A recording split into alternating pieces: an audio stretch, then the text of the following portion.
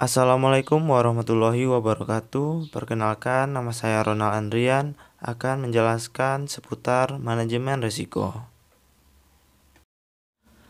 Baiklah, yang pertama yaitu manajemen risiko adalah suatu proses identifikasi, analisis, penilaian, pengendalian, dan upaya menghindari, meminimalisir, atau bahkan menghapus risiko yang tidak dapat diterima.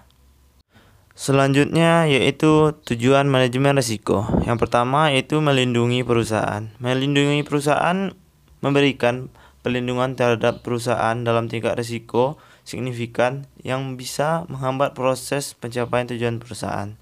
Yang kedua yaitu membantu pembuatan kerangka kerja. Tentu dalam proses pembuatan kerangka kerja, manajemen risiko yang konsisten atas risiko yang dapat pada proses bisnis dan fungsi-fungsi dalam sebuah perusahaan.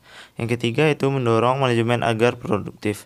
Mendorong manajemen agar bertindak produktif dalam mengurangi potensi risiko dan menjalin manajemen risiko sebagai sumber keunggulan bersaing dalam kinerja perusahaan. Yang keempat sebagai peringatan untuk berhati-hati, mendorong semua individu dalam perusahaan agar berhati-hati dalam menghadapi risiko perusahaan dalam tercapainya tujuan yang diinginkan bersama.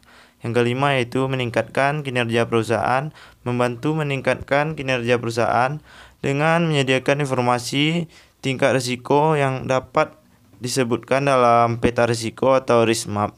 Yang keenam yaitu sosialisasi manajemen risiko, yaitu membangun kemampuan individu maupun manajemen untuk mensosialisasikan pemahaman tentang risiko dan pentingnya risk management. Selanjutnya yaitu jenis-jenis manajemen risiko. Yang pertama yaitu manajemen risiko operasional, yang kedua manajemen hazard, yang ketiga manajemen risiko finansial, yang keempat ada manajemen risiko strategis. Baiklah, selanjutnya itu ada contoh manajemen risiko. Pak Jeffrey membeli sebuah mobil baru untuk mengurangi sebuah risiko kehilangan yang cukup besar di Jakarta.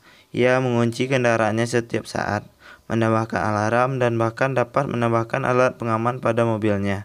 Karena merasa belum aman, ia dapat mengasuransikan mobilnya ke perusahaan asuransi dengan polis TOL atau Total Loss Only.